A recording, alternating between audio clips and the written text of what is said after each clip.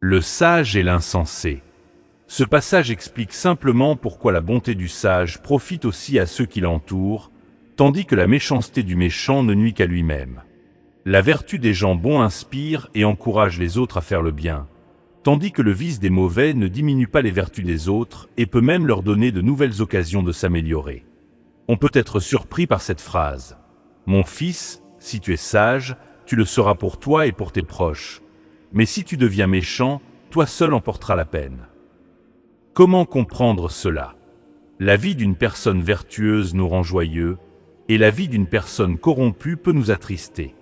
Si le sage tire profit de sa sagesse et inspire les autres à être vertueux, comment dire que le méchant ne fait souffrir que lui-même, puisque l'influence des mauvaises paroles peut corrompre ceux qui écoutent? La charité nous enseigne pourtant que si un membre du corps est honoré, tous les autres se réjouissent avec lui, et si un membre souffre, tous les autres souffrent aussi. Alors, comment peut-on affirmer que le méchant portera seul la peine de sa méchanceté? Comment puis-je me réjouir de la bonté d'une personne, alors que sa méchanceté ne pourrait pas me nuire directement?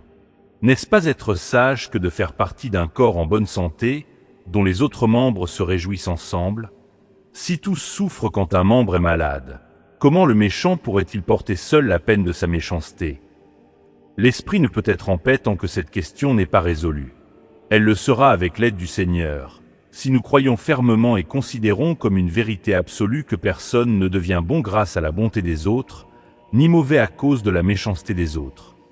Comme l'apôtre le dit, chacun portera son propre fardeau, et chacun rendra compte pour soi-même.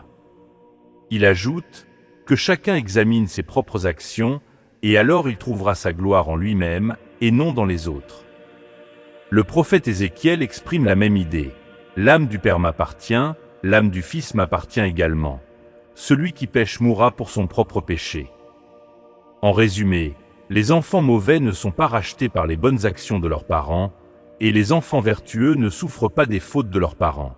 Quand ce principe est bien compris et accepté en nous, il devient plus facile de réfléchir à la manière dont nous aidons les autres, et de distinguer ce que nous faisons pour notre salut de l'affection que nous portons aux autres. Si tu es bon, ce n'est pas grâce à la bonté d'autrui, mais à la tienne. Cette bonté en toi te permet aussi de profiter de la bonté des autres, non pas en la copiant, mais en aimant ces personnes elles-mêmes. De même, si tu es mauvais, ce n'est pas à cause de la méchanceté des autres, mais à cause de la tienne. Cette méchanceté t'empêche d'aimer ton prochain comme toi-même, car tu ne t'aimes pas réellement si tu laisses le péché prendre le dessus dans ton âme. En laissant ce péché agir en toi et en t'attaquant toi-même, tu soutiens l'ennemi intérieur qui te détruit. Ainsi, en aimant cette injustice qui te fait perdre, tu montres que tu t'es toi-même, confirmant la parole divine, aimer le mal, c'est haïr son âme. Lorsque nous sommes bons, nous nous réjouissons du bonheur des autres et nous nous attristons de leur malheur. C'est ainsi que nous méritons vraiment le nom de prochain. Le prochain, c'est celui qui nous regarde avec bienveillance. Si tu es sage, cette sagesse ne sera pas seulement pour toi, elle profitera aussi à ceux qui te sont proches. Ils apprécieront ton bonheur non pas parce qu'ils sont bons, mais parce que ta bonté les touche et leur fait aimer ce qui est bien. En revanche, si tu deviens méchant, tu en souffriras seul. Ta méchanceté ne rendra pas les autres mauvais. Au contraire, elle éveillera chez eux de la compassion. Ils seront tristes de tes fautes, mais cette tristesse ne te punira pas directement. Elle montre leur amour et souligne ta perte. Leur peine t'accable, mais elle les élève, car leur bonté se manifeste dans leur capacité à ressentir et à compatir. C'est pour cela qu'il est dit « Obéissez à vos supérieurs », car ils veillent comme devant rendre compte de vos âmes, afin qu'ils accomplissent ce devoir avec joie et non avec tristesse, ce qui ne vous serait pas avantageux.